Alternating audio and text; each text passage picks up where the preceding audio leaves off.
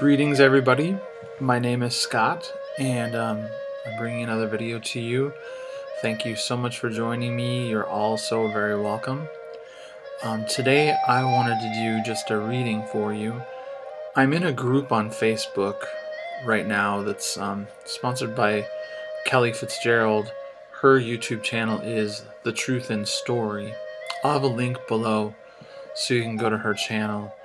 She is doing a series called Into the Wild Woods.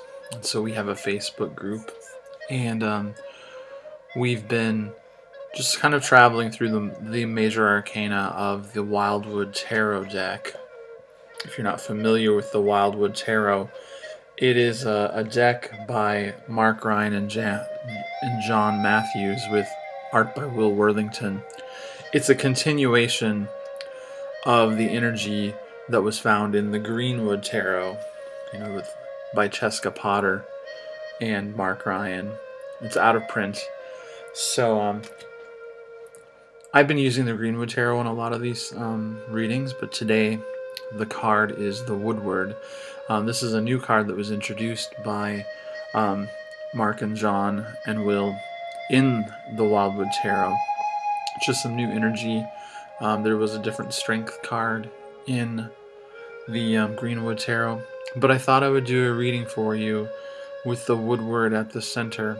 I've been doing readings with this. I kind of just came across it by accident and just in fun. I've been pairing, making little triads, not necessarily pairing, of the Greenwood or Wildwood card in the center, along with the Indigo Angel cards on one side, and then the Power of Surrender cards by Judith Orloff on the other. And I've gotten a lot of really great readings, a lot of great interpretations just coming through. Some decks seem to communicate and play well with others, so I hope you like this one. This is the Woodward. The Woodward, just in my interpretation and the things I've read, it's not a card I'm completely familiar with, but this stands for this calm, resolute strength. A calm, resolute strength that knows that you have survived a lot. And if you notice, he is carrying a cup in his hand. So I'll zoom in a little closer. He has that cup in his hand, and he's holding a staff. I want to show you this staff up here too. Reminds me of the pine cone shape of our pineal gland, and that cup is kind of reminds me of that, the strength it takes to hold something, and he's been holding it for a while. We have strength when we hold on, and we have strength when we set something down and let it go. So the pineal gland, that pine cone, is also known as our stargate. It's what is activated possibly when we dream. People think this is how we can astral travel, through this stargate of the pineal gland that's shaped like a pine cone, and it's in the very exact center of our skull. Shaped like a pine cone, a lot of watery fluid inside. There are rods and cones inside the pineal gland. And so that's sometimes we talk about the third eye. Well, our eyes have rods and cones, but we can take in visual stimuli from the outside world. So this pineal gland, having rods and cones inside, quite possibly is this stargate that allows us to see images in our mind, just like our eyes allow us to project images into our mind. So this Woodward, carrying his staff, the strength of holding on, the strength of setting down, to me today is kind of a gateway into this brief reading. So I'll get to it. The Indigo Angel card that I drew was You Already Know.